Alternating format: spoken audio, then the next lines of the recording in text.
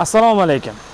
Mana bugun biz Chilonzordagi Lutfiy ko'chasida joylashgan Toshkent shahrida dastlab birinchi ishga tushgan eshitish markazlarimizdan biridamiz. Bu yerda mo'ljali eski mikrokredit bank binosi ro'parasida joylashgan bo'lib, ya'ni bu high-tech masjiddan Oqtepa Kurukka yurishda o'ng qo'lda joylashgan. Hozir bu yerdagi markazimiz yangi ta'mirdan chiqqan. Bu yerdagi imkoniyatlar va bu yerdagi mutaxassisimiz bilan hozir sizlarni tanishtiramiz. Qani marhamat.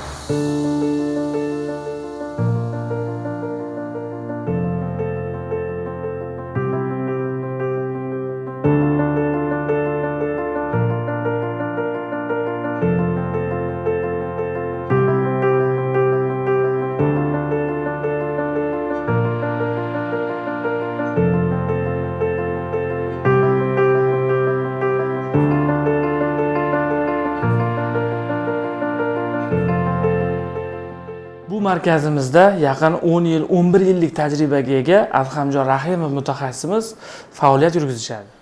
Adhamjon, mana siz 10 yil, 11 yildan buyon mana shu sohada, ya'ni mijozlarga eshitish moslamalari tanlash, ularga sozlash sohasida faoliyat yurgizyapsiz. Dastlabki masalan 5 yil, 6 yil oldingi kelayotgan mijozlarda bu eshitish moslamasiga munosabati bilan hozirgi kunda agar eshitish moslamasi tavsiya qilinsa, hozirgi kundagi bu mijozlarning munosabatida qanday farq bor? Hozir qanday qabul qilyapsiz taklif qilgan eshitish moslamalarini? Xo'p, bundan 5-6 yil oldin eshitish moslamalarini turlari ham kamroq edi. Hozir bizning firmamizda turlar juda ham ko'p va 5-6 yil oldingi eshitish moslamalari hajmi jihatdan, ko'rinish jihatdan kattaroq va ovozlari ham hozirgi apparatlarga qaraganda farq qiladi. Hozirgi apparatlar zamonaviylashgan, hajm jihatdan ham kichkina bo'lsa ham o'zidan kuchli ovoz chiqaradi, ya'ni kim og'ir darajali bemorlarga ham kichkina apparat qo'ysa bo'ladi.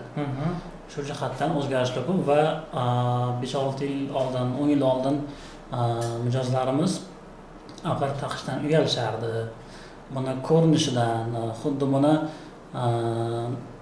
nima desam bo'ladi, noqulaylik emas-ku, nuqson deb ko'rishardi.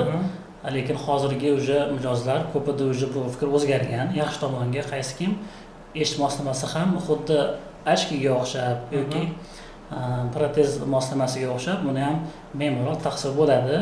Demoqchimanki, undan uyalish ancha odamlarda kamaygan. Demak, hozir ijobiy munosabatlarga o'tgan kelayotgan mijozlar oddiy qabul qiladi. Mijozlarning ham fikri sekin-sekin yildan o'zgarib boryapti. Bu apparatlarning ko'rinishiga ham bog'liq, chunki oldingi apparatga o'xshab qo'pol apparatlar hozir deyarli yo'q. Hozir hamma apparatlarimiz ixcham, turli ranglarda bor, katta emas. Ko'zga ham tashlanmaydigan apparatlar ko'p. Turli ranglarda ham apparatlar bor. Shu hisobiga ham odam, inson, mijoz o'ziga qulayini bemalol tanlab olsa bo'ladi.